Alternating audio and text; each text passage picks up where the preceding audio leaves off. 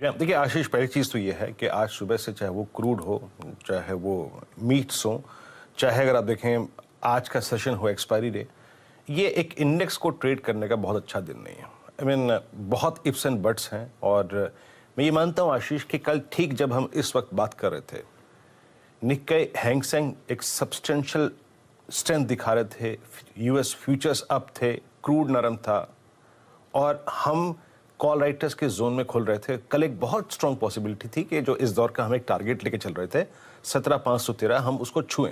हालांकि हम वहां तक नहीं छू पाए, 50 पॉइंट पहले ही वहां से वापस आ गए। एक कल अच्छा दिन था आशीष, लेकिन हम डिलीवर नहीं कर पाए। और याद रखिएगा, कल डिलीवर नहीं कर पाए उसका एक बड़ा कारण था आशीष, लैक ऑफ बाइंग।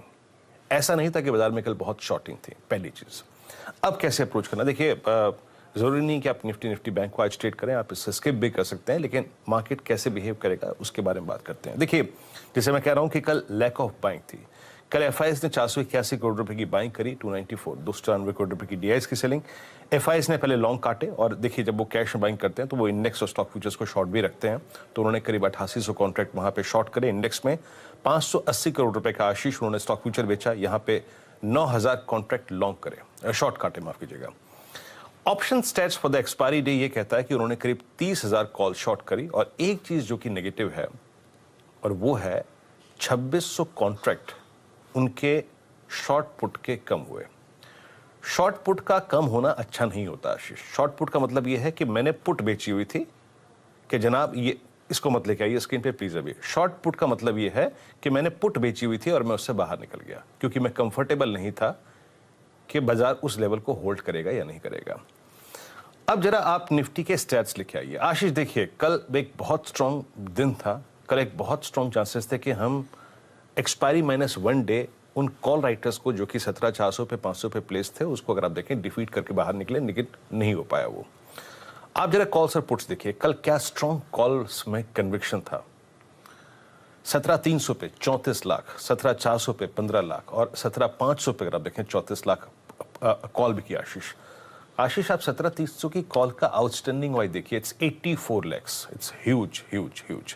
और आप पुट्स में देखिए आशीष, मैं अभी क्या कह रहा था आपको, प्लीज इसको स्क्रीन पे रखिएगा कि एफआईएस ने अपने शॉर्ट पुट के कॉन्ट्रैक्ट कम किए। 17,200 की पुट का ओआई कम हुआ, 17,100 की पुट का ओआई कम हुआ, 17,000 की पुट का ओआई कम हुआ, करीब 15 लाख पुट्स में घटे हैं शेयर। आप कॉल्स का आउटस्टैंडिंग वाइज देखिए वर्सेस पुट्स का आउटस्टैंडिंग वाइज देखिए आशीष कितना कम है। तो आप देख सकते हैं कि कल जो चीजें तस्वीर बदली हैं सेकंड हाफ में वो थोड़ी सी मायने रखती हैं। मेरी अप्रोच क्या होगी, मेरा पहला अगर आप देखें सजेशन होगा कि आप शायद अगर निफ्टी को अवॉइड कर सकते हैं तो प्लीज करिए। लेकिन दूसरी बात ये क्या है, हमारा परसों निफ्टी का चार्ट लेके आइए। परसों मोमेंटम कब लौटा था, मेरी स्ट्रेटेजी क्या थी परसों, अगर हम 215 235 का जोन काटेंगे तो पहुंचेंगे 340 आशीष।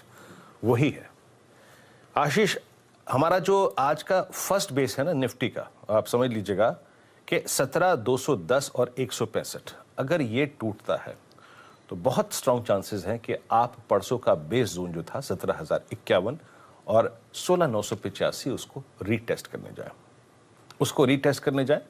आप वॉलेट करेंगे या नहीं करेंगे ये बात आगे की है। पहले अगर आप देखिए वो नजर आता है, अगर हम अपना पहला बेस तोड़ते हैं तो आप वहां पे एक शॉर्ट ट्रेड ले सकते हैं।